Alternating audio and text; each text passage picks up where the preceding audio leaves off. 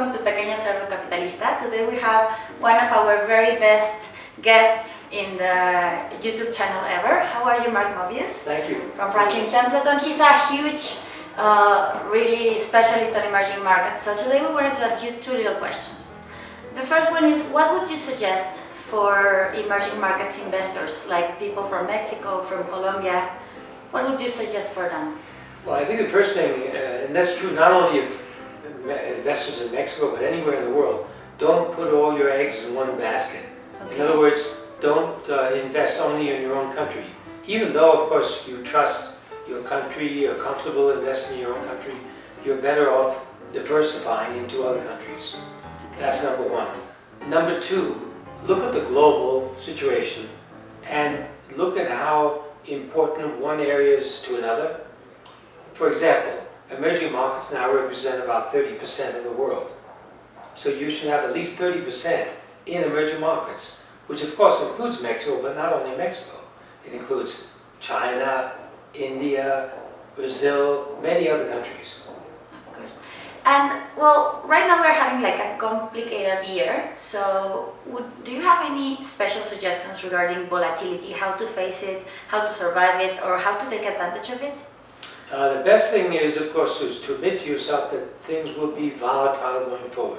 Okay. In other words, your portfolio will suffer big declines, it will gain big increases, so you'll have a lot of volatility, and you've got to take advantage of this by going in and buying when other people are selling, when the prices are down.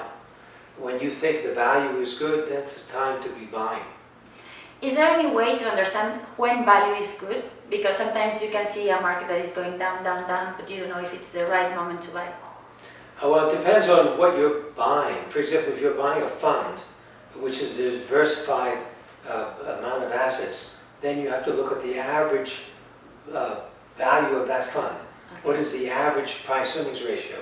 What's the average price-to-book value ratio? That sort of thing. And also dividends. How big are the dividends? That's the first thing to look at. The other thing is that if you look at individual companies, you have to look at the management. How good is the management? How is their market share? Are they increasing the market share in the market? And so forth. And regarding maybe your stomach, because sometimes we're too nervous, what would you suggest to control like all this emotional part of investing? If you feel uncertain, if you think you maybe should be selling or buying, then you better go to the beach, lay down for a day or two, relax, and then make a decision. Don't make quick decisions. Okay, that's a great advice, because I think that anybody who has been in the market with crisis, like the day you decide because you hear like a special piece of news, maybe that's the worst day, right? Exactly. Well, thank you very much for being in Mexico, Mark. Okay. You're welcome always, and well, we'll meet you next week in the video. Thank you very much for joining us. Thank you.